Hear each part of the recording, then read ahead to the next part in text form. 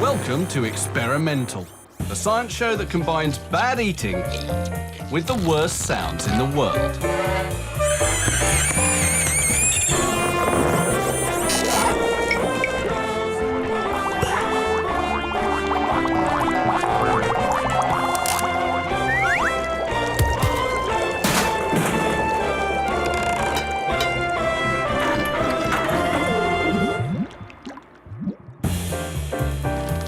Coming up, this man will dissect a fish to explain why this boy is being sick. This woman will prove that the pigeons of Arizona really are riffraff. And we'll find this man in the urinals of Singapore. Oh. But first, a story you may not want to hear.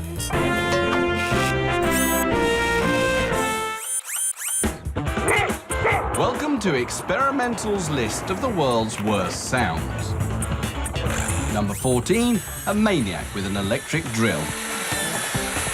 Number 17, a nasty phlegmy cough. Number 7, a violin played very badly. But don't take our word for it. We nicked the list off this man. Professor Trevor Cox, acoustics guru at the University of Salford. He's your man if you want to make your concert hall sound sweeter or your stereo speaker sound better, or understand why that opera singer just broke your wine glass. But recently, he's turned his back on the sound of music in favour of things that make you go, ah! Number 4, polystyrene being rubbed together. I find it very interesting that we have a set of sounds, like scraping sounds or the sounds of people being sick, that we don't really understand why we have such a strong reaction. And so I just wanted to kind of look into some other more interesting sounds. Number 6, an alarm clock. I mean, fascinating that now it's... What Professor Cox wanted to find out was, were there some sounds that everybody agreed were bad? Or are our opinions subjective? This is a tissue. He decided to collect a wide range of sound and test people's reactions to them. Well, we first of all started thinking about all the possible sounds we could record and get people to listen to. And so we just really went around the department and just talked to lots of people and drew up this very large list of sounds, and so then went around trying to collect them. But how to test these reactions? The answer was to create an internet site called Bad Vibes. Professor Cox's candidates for the title of the world's worst sound. Well, you go on, and the first thing you do is you put in some contextual data, just things like gender, where you are, and your age. And then you just listen to sounds. And then you vote on how horrible it is. There's a little scale from 1 to 6, or there's little smileys you click on to say how horrible the noise is. It then tells you how your response compares to the average result, and on you go, listening to more and more sounds, as many as you want. So before we check out the results from the website, which sounds jar with the ears of the average Brit on the street? The sound of a baby crying in a train or a bus. Very, very, very loud and really, really gets to you. Knife sharpeners. You know, when you've got those metal rods that you can scrape the knife back and forth to sharpen it. I really, really don't like that. It gets my teeth going. I think one of the worst sounds I've ever heard is my wife giving birth. Avalanches of poo. It's the most primeval, guttural, roaring sound I've ever heard, and it frightened me a lot. I hate radio mic interference, planes going overhead, people shouting, well, hey, hello, mum, things like that. Generally anything that makes my day longer. So how do these results compare with the results from the around 800,000 hits on the Bad Vibes website? The results aren't all in yet, but it does seem that for some sounds, the context within which you hear them is important. I think a good example of context is whether you have control over a sound. So if you've got your neighbours making a lot of noise next door, they're just about to have a party, then if you've got no control over it, they haven't told you the party is going on to so-and-so time and then ending, or if they haven't invited you, then you're much more likely, I think, to be annoyed by that because you have no control. Perhaps more interesting is that there seems to be a connection between sight and hearing. Some of the most interesting stuff we've been looking at early on is looking at the audio-visual interaction. So what's on the screen and how does that affect how you score? So as the voting's been going, we've been changing what's on the screen. For example, we changed the colours. So originally the screen was sort of bluey-green colour, and for some time, for about 100,000 votes worth, we had it as a red colour. And I can tell you that when we had a red website, things sounded less horrible than when we had a bluey-green website. But it seems that some sounds are bad, no matter what the context. Worst sound in the world, number 2. The sound of fingers scraping across a blackboard.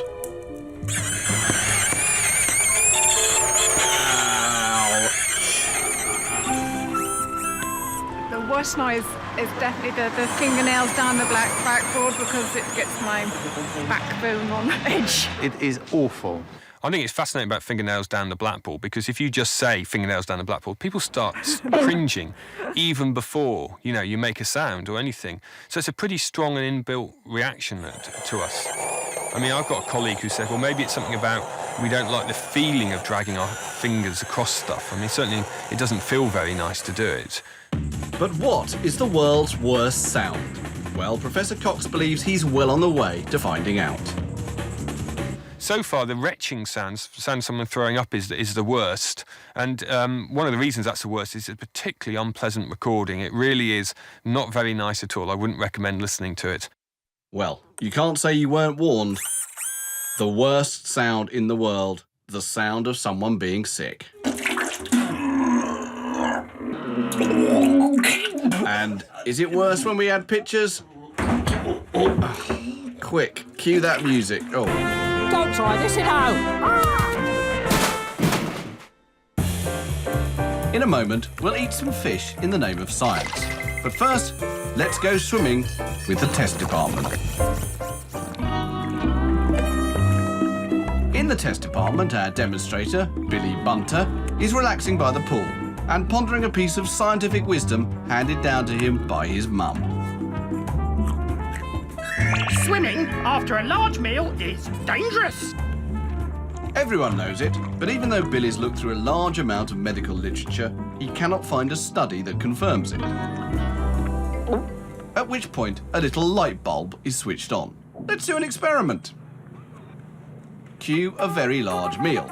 Estimated calorific value, 2,300 calories. This is the classic scientific way to prove a theory. The idea of the experiment is as soon as Billy Bunter is full of pastry, fat, and leftover bits of pig, he'll dive in. Either he'll be fine, or his mother will be proved right. You have to wait at least half an hour before you go swimming, Billy. Otherwise you'll get cramp and drown.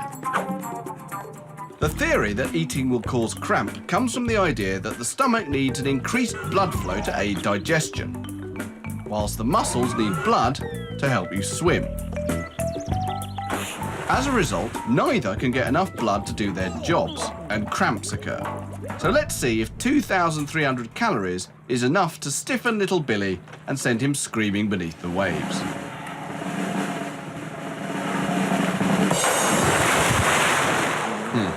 Not the best of starts, but yeah, he's okay. And he's even managing a bit of backstroke. So on the basis of this experiment, Mother was wrong. Yes, but I was right about something else. Go swimming in water that's less than 3 centigrade and you'll be dead in 30 minutes. Bye-bye, Billy.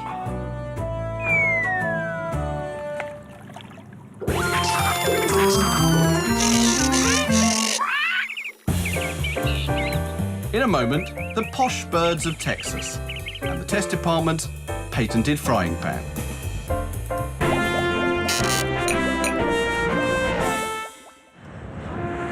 Experimental comes to Germany in search of a man who hopes to find a cure to every parent's nightmare. A puking kid in the back seat.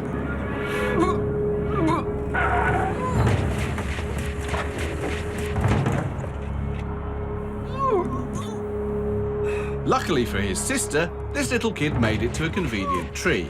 But for every lucky escape, there are at least 2 puked-on seats. The man who hopes to keep the cars of the world free of the smell of month-old sick is Dr. Ralph Ankin, a zoologist from the Hohenheim University in Stuttgart, with a passion for gastronomy.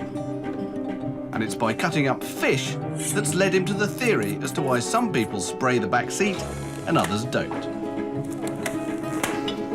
Well, basically it's these bones, but precisely it's stones. Dr. Ankin's theory is that tiny stones found in the inner parts of the ear of not just fish, but humans could be the culprit. When he's not embarrassing diners in posh restaurants, Dr. Ankin and his colleagues can be found doing much the same thing in his labs, uncovering the mysteries of motion sickness by dissecting cichlid fish. Well, actually what Miriam is doing is she's dissecting very tiny stones from calcium carbonate from the ear of a little fish. The team knows that the tiny stones are attached to little hairs connected to the sensory cells within the inner ear. Ich versuche eigentlich immer so die Mitte zu kriegen. Okay. When the fish moves, gravity acting on the stones helps the fish sense up and down, even in the dark. The organ of balance is located at both sides, and I wonder if this could be already one of these stones. Is it? It has been. Okay, there was it. This was one of our stones. Great. The cichlid fish have two of these stones attached to hairs in their inner ears, which help maintain balance. Humans have a similar system, except we have hundreds of these tiny stones attached to two separate patches of hairs in our inner ear. To create motion sickness in his fish, Dr. Ankin takes them on the equivalent of a very long car journey by spinning them in a centrifuge. When they stop spinning, some fish seem to settle quickly, while others keep on spinning, the fish equivalent of motion sickness. What Dr. Ankin found was that fish with ear stones of different sizes were more likely to suffer from motion sickness compared to fish whose stones were similar in size, and he believes it's the same for humans. Well, because these stones may vary in their size and in their weight between the left and the right inner ear. So there are also the signals to the brain different between left and right. And in particular situations, like in a car or in a ship, this simply makes a problem and you get motion sick. To compensate for confusing signals coming out of our ears, we use our eyes. But when our eyes become confused, then our balance is affected. And it doesn't take the sudden appearance of a huge fish. The rapidly moving horizon during a car journey does the trick just as well. And the result? Well, we all know what happens.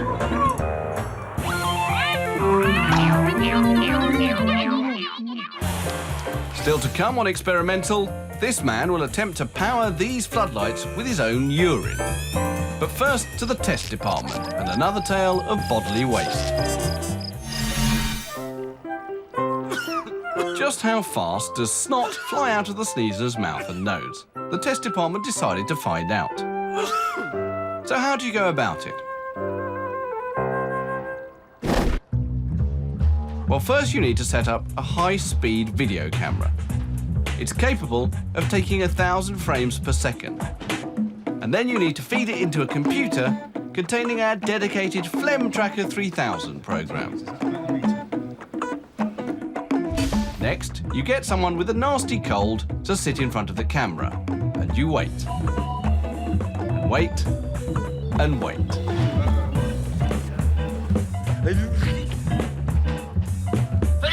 In real time, the sneeze takes only 0.2 of a second. But let's see it through the high-speed camera and our Phlegm Tracker 3000 program. Here's the inward breath, and there goes a large bit, and the tracker is onto it already. And it clocks up an amazing 36 centimetres in 0.2 of a second, which our Phlegm Tracker system computes to a not particularly spectacular 6.47 kilometres an hour for a big greenie. So what's the verdict of the test department then? Have you done a spitting one? I love the way you get the little bits dripping off the end of his beard as well.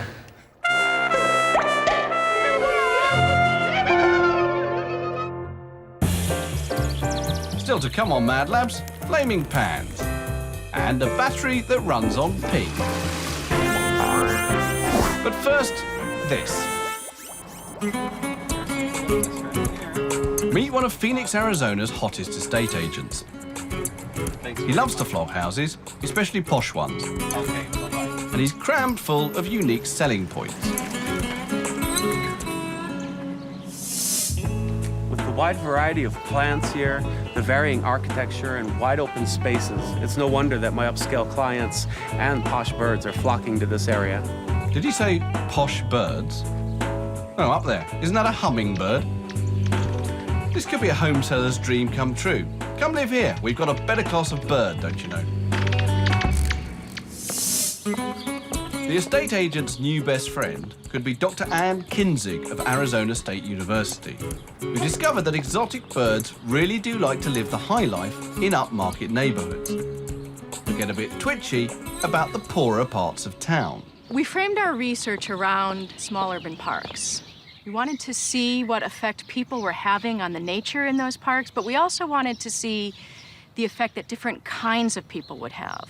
So we were looking for parks that had relatively the same kinds of people around them. In this case, sort of upper income, middle income, and lower income. In Phoenix, posh areas look like this. And poor areas look like this.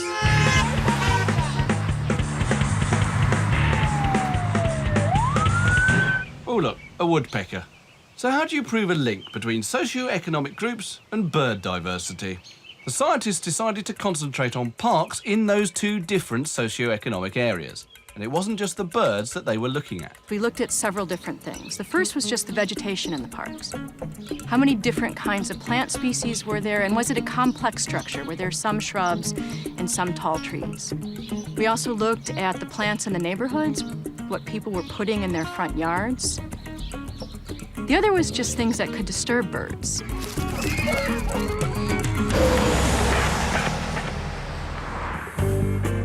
Anne and her bird watchers visited the same sites for 15 minutes every few months for a year, ticking little boxes as they spotted their feathered friends.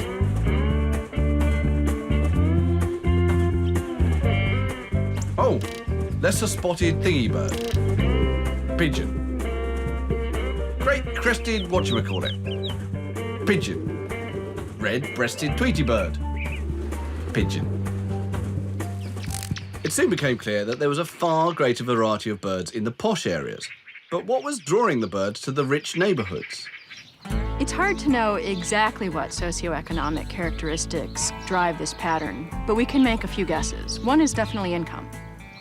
People with more money can just create more lush landscapes. The other is that these neighborhoods are much more likely to be close either to the urban edge, so close to the desert, or to large desert parks within the city. A third factor is possibly just trash. There's more fast food restaurants near these lower income neighborhoods, and that can attract species like the pigeon that can crowd out other species. Anne's research could help bring the bird life of Phoenix to all its neighbourhoods, rich or poor. That's assuming, of course, the birds aren't too posh after all. Keep an eye open, will you? I'm popping down on the lawn. Yeah, don't worry. First sign of a cat, and I'll chirp really loudly. No, never mind the cat. Just watch out for them filthy pigeons. Don't try this at home.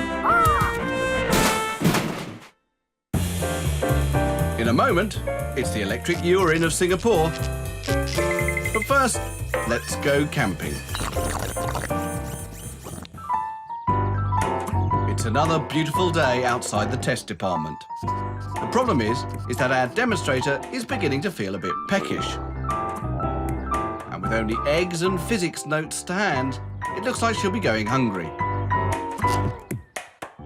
Or will she?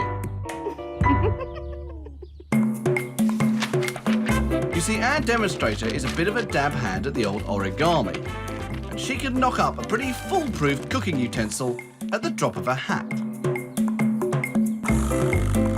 Foolproof until you apply the heat. Not to let a little thing like combustion come between her and a good feed, Let's see what happens when she puts the eggs in the paper frying pan first.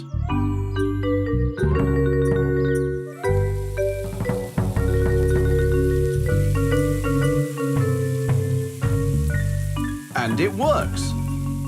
But why doesn't the paper frying pan catch fire? Well, it's all to do with the so-called flash point of paper. Paper cannot catch fire if its temperature is lower than 230 degrees Celsius. The egg, which cooks at less than 100 degrees Celsius, is cool enough to keep the paper pan below its flash point. And the result is a perfectly cooked egg, which sadly tastes of physics notes. Great science, bad cooking.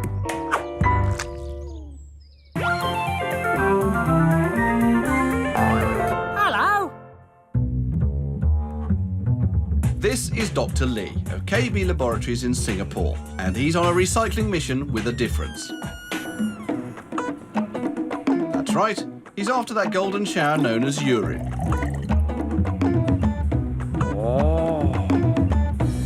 While the rest of the good people of Singapore are pushing the green envelope by reusing their old paper bottles and boxes, Dr. Lee is going one stage further by turning his wee-wee into environmentally friendly electricity with his new P battery.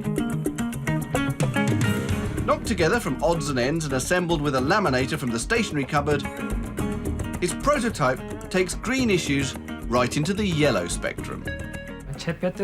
My battery is disposable, and it works by using P.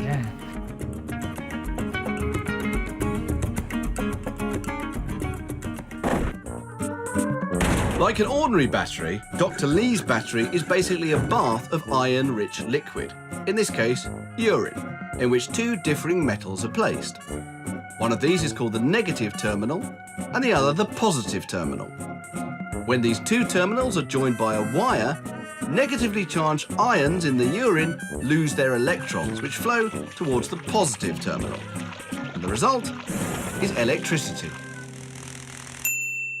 In Dr. Lee's battery, the two plates are separated by a thin piece of absorbent material. All you have to do to power it up is to stick in a drop of iron-rich urine. And a few seconds later, 2 milliwatts of electricity begin to flow, enough to power this little gizmo for around 90 minutes. Mildly impressive, but not exactly useful. So we wanted to know if his yellow energy could power a football stadium for a full game. Here in this stadium, there are 4 large floodlights, which require 40 kilowatts. My battery can produce 2 milliwatts, so for all this light, we'd need 80 million of my batteries. 80 million batteries. Wow. 80 million batteries. That's a bladder load from about 80,000 people, or about 4 times the capacity of this stadium. So perhaps football is not the best use for Dr. Lee's battery. To be fair, it was never his idea. His hope is that his P battery will be able to power a small credit card-sized computer that can check the urine itself for diseases. A kind of P-powered pathology lab.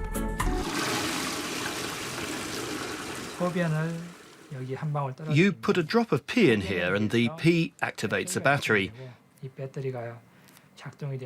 And the electricity generated by the battery enables the biosensor to detect the disease in the urine. And it could be used to detect diseases such as diabetes, malaria, and possibly even HIV. But Dr. Lee has bigger ideas. Plenty of other bodily substances have magic ions in them. What about a body odour tester that needs no batteries? Or a self-powering snot tester to tell you if you're getting a cold?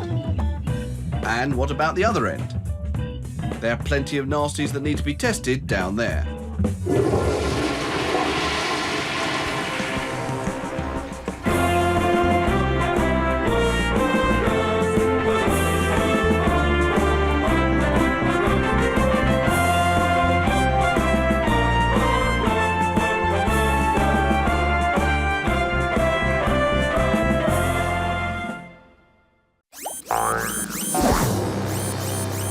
Welcome to Experimental, the science show that runs trains on dead cows, watches robots have sex, and explains how you can become a fossil.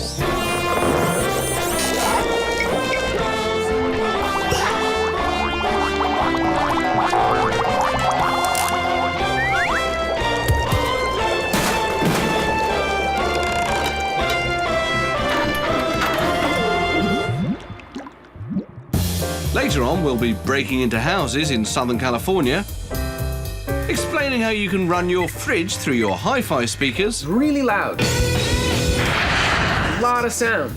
And having fun in the test department's kitchen. But first, what to do with a dead cow?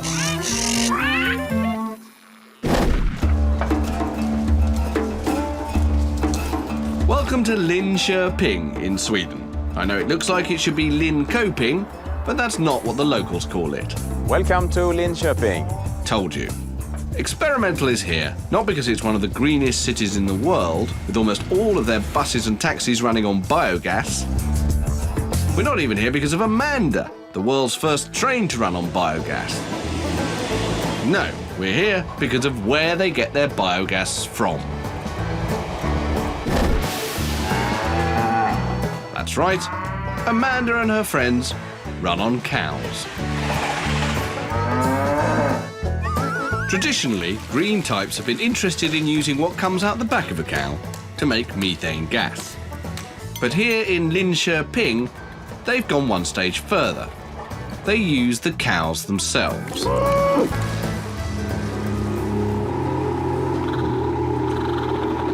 It works like this.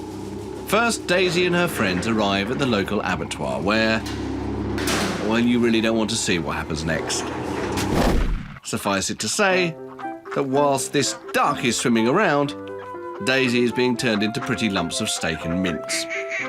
But even after most of her is wrapped in cling film, there's still about 40 kilos of bits left over. Some of you might want to look away, as those bits are about to come out of that pipe. Luckily, this soup of cow gut and skin is not squirted directly into a fuel tank. There's another process before Daisy finds her way into an internal combustion engine. Bertil Carlson is in charge. The material comes in and is blended in the tank over here, and then it's heated up to 70 degrees to kill bacteria, and after that it's cooled down to around 40 degrees, and after that it goes to the two big digesters. It's here that Daisy meets up with her last meal once more, in the form of cow manure. Once nicely mixed together, two different types of bacteria start munching away. The first is what's called acid-forming bacteria, which turn Daisy into simple molecules containing methane and carbon dioxide. Next to feed are methane-forming bacteria, which effectively release the methane, which can then be collected and pumped into vehicles like Amanda. But how many kilometres does the 50-ton-plus Amanda do to the cow? The answer is quite amazing, according to her inventor, Carl Liljehook. Amanda needs 7 cubic meters of gas for 10 kilometers. And from a cow we get about 21 cubic meters of gas. So Amanda can go 30 kilometers on the volume for a cow. That's, this far. Indeed, with almost 30,000 tons of Daisy bits being processed each year, Amanda could travel a total of 5 million kilometres. That's almost over 100 times around the Earth. All very green. But do the locals actually know what is powering Amanda? Oh, in English, they run on well, they run on biogas and it's very good for the environment. And we like that in Linköping, even if it smells bad. Smell? Well, I guess that's the price you pay for green fuel.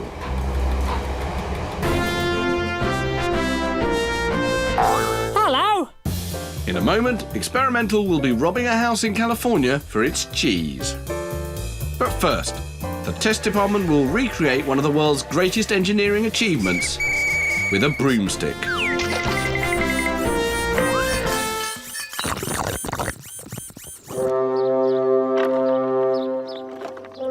Bobby is one of the test department's youngest members. He's really a particle physicist, prone to pondering the existence of the Higgs boson particle.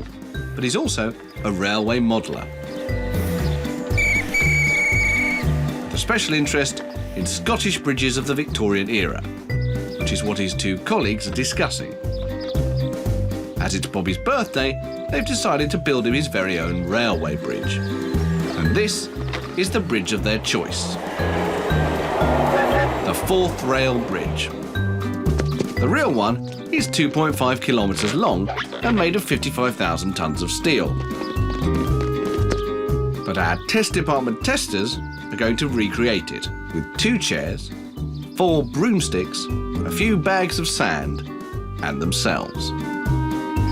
This design is known as a cantilever bridge, the weight of a train being held partly by the beams above, which are in tension, and partly by the beams below, which are in compression. Clever stuff. But will it work when the top beams are replaced by our demonstrators' arms and the bottom beams by broomsticks? Let's see.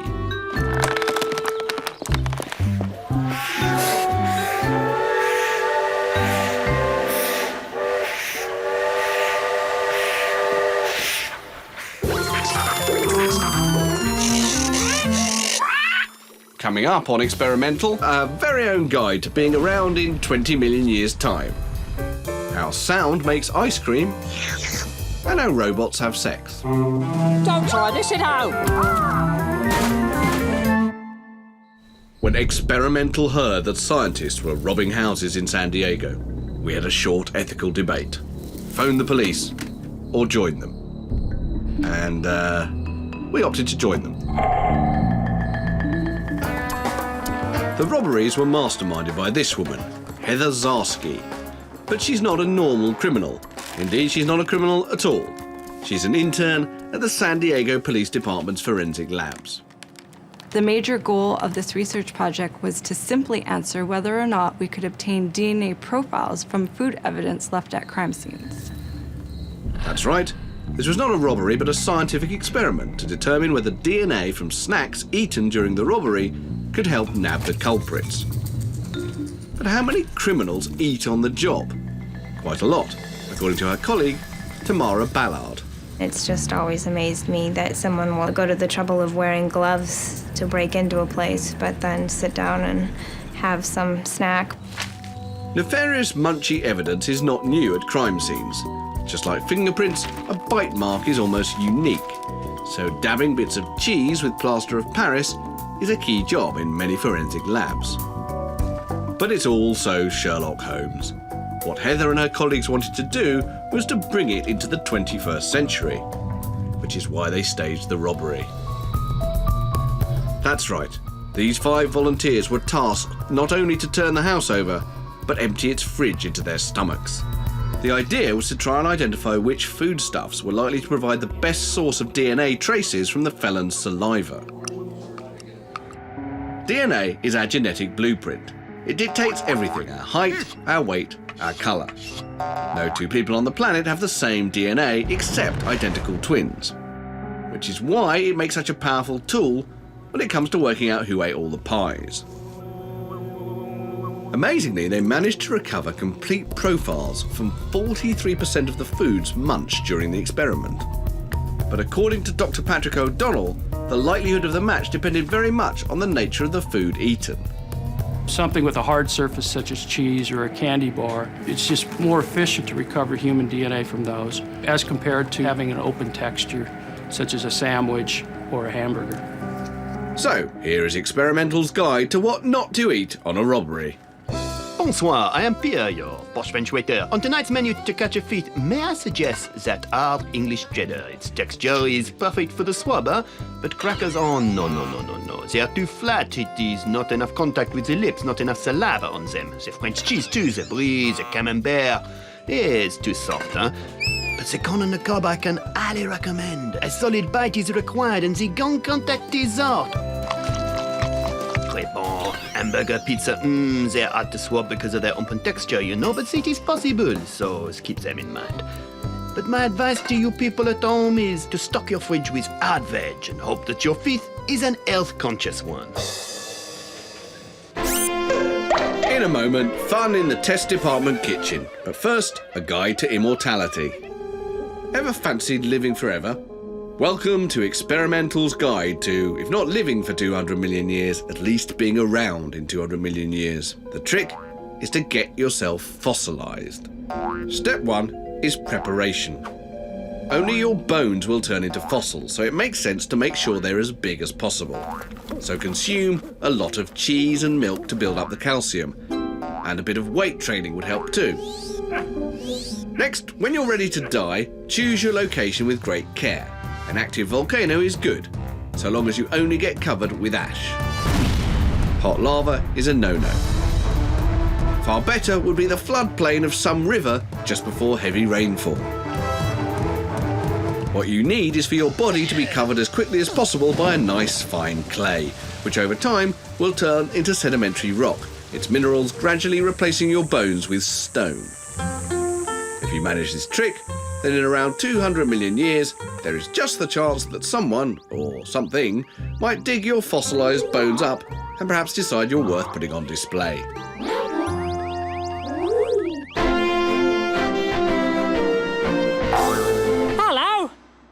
Still to come on Experimental, the 190 decibel fridge. And robots that cannot keep their bits away from each other. But first, to the test department for some culinary science. Meal times in the test department are always fun. It seems that everything our demonstrators eat must be experimented on first. So on the menu today, scrambled eggs made in a paper pan.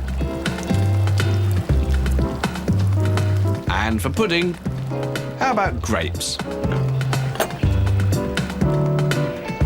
Cut them in half with a little bit of skin still connecting them, put them in the microwave and you can create plasma balls, the so-called fourth state of matter. But there are even stranger things in the kitchen just waiting to be investigated, such as spaghetti. You see, you may or may not have noticed that when you snap a dry piece of spaghetti, it almost always breaks in lots of places rather than just one. Based on the work of French scientists Sebastian Neukrich and Basile Odderly, the test department think they know why.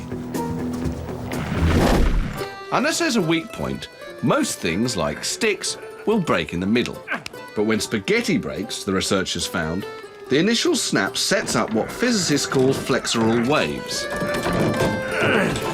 Powerful waves that for a split second cause the spaghetti to bend even more, causing a second or even a third or fourth break at different points.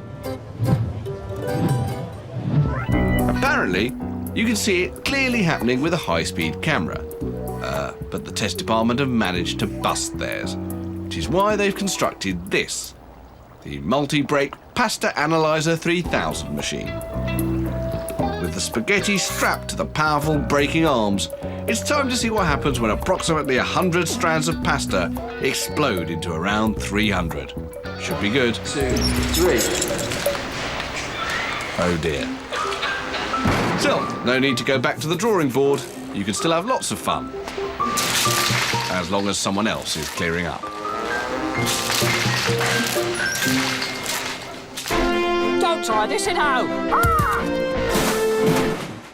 In a moment, we'll be off to Cornell University for a robot dirty movie. And we'll be finding out how not to impress the girls down at the test department. But first, let's turn up the volume.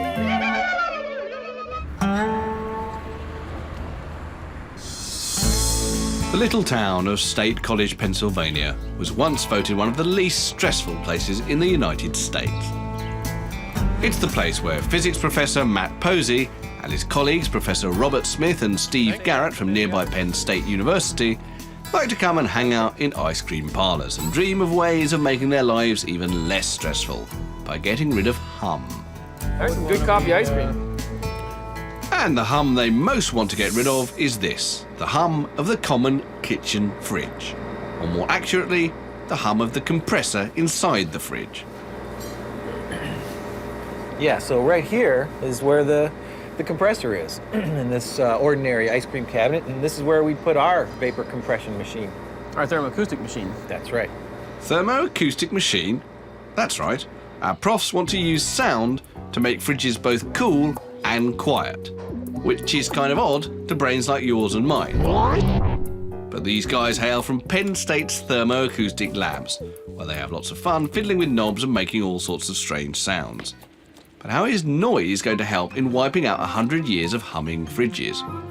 Well, let's have a look at how ordinary fridges get cold.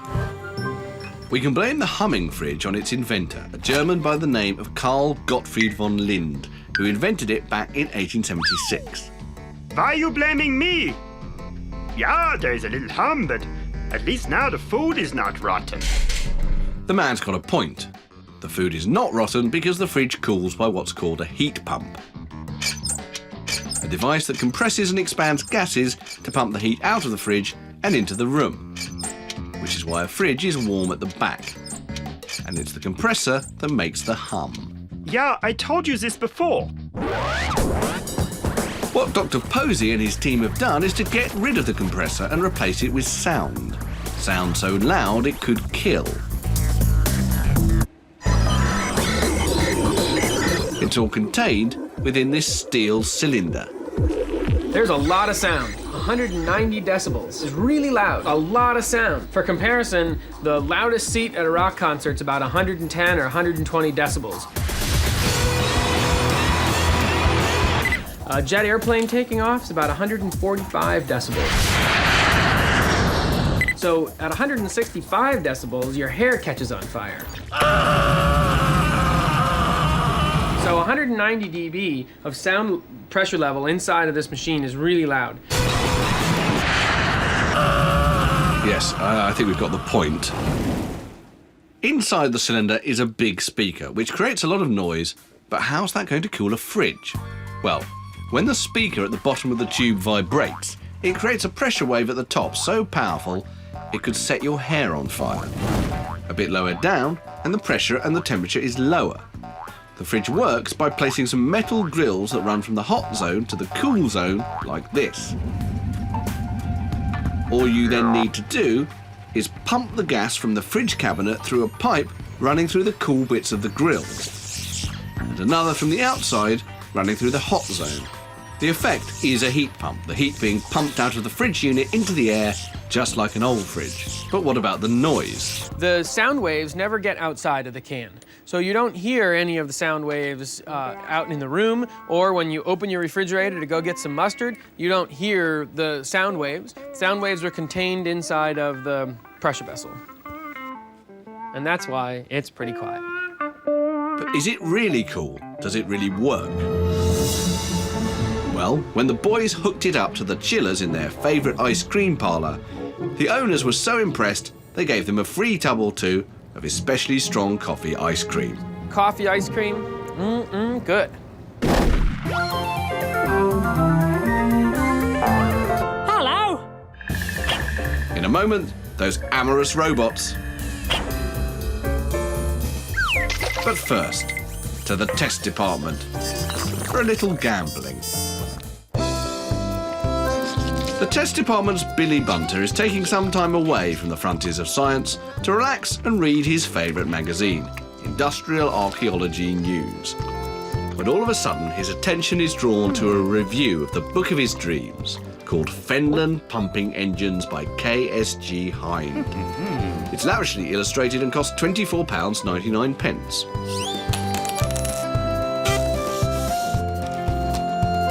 But does Billy have enough money for the purchase? Oh dear.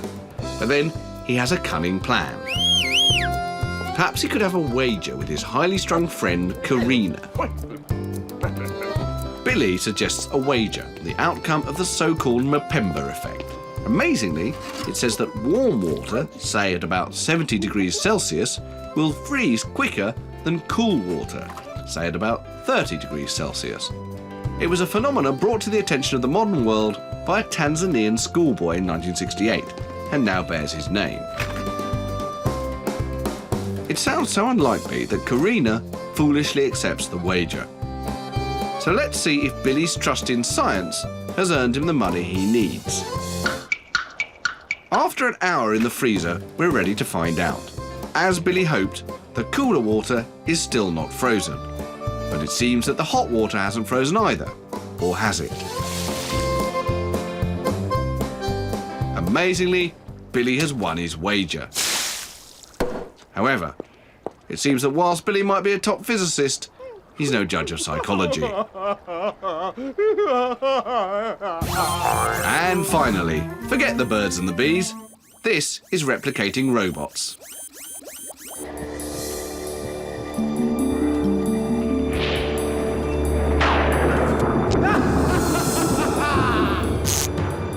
It had to happen, and now it has. Here at Cornell University, two of their most trusted professors managed to make a machine that reproduces itself. We're trying to teach it to self-reproduce. That's right. We're talking robot sex.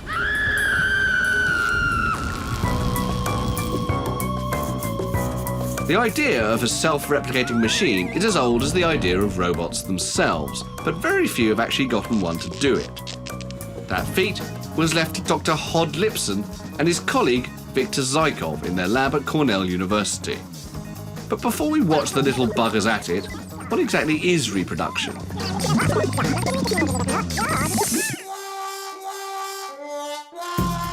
Biologically speaking, we tend to think of males and females doing things with eggs and sperm, which is what we humans do quite a lot, although we can't actually show it on the telly. Snails, on the other hand, are both male and female, depending on which way the mood takes them, which is fine to show on the telly. And when we get down to the level of bacteria, the differences between male and female really cease to exist. So what do robots do? Well, we're talking about self-reproduction, which is in fact a machine taking a supply of material and energy and making or producing a new machine. Fine. Let's look at their robot's reproductive organs, if that's the right word. In this half of the robot, we have the controller. This board and the processor has all of the information necessary to carry and implement the program of self-replication for the whole robot. So that'll be robot DNA then? The cubes, they have a capability to communicate with each other, and the processors, they collaborate in order to achieve self-replication successfully. And now the moment you've all been waiting for. Let's see two robots humping.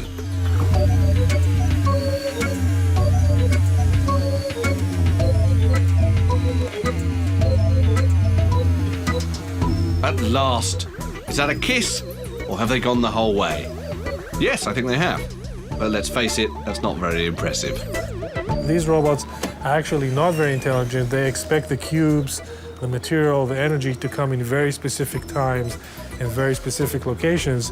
If the material is not supplied in the right place and time, these robots will fail. The replication won't happen. Okay, so perhaps it's not the robot porn you were hoping for. But do these little robots remind you of something? No? That's right, it's those bacteria from which all advanced life eventually mutated, which explains why Hod and Zykov have such big ideas for their funny little humping robots.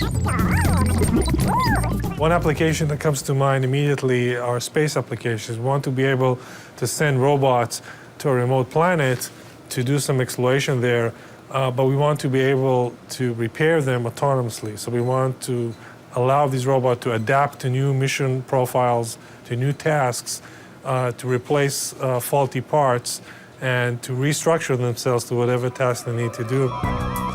So perhaps when robots like this take over a distant planet, or are circulating Alpha Centauri in the year 3010, the historians will be tracking the origins of their replicating life form back to two primitive professors in a little lab at Cornell University.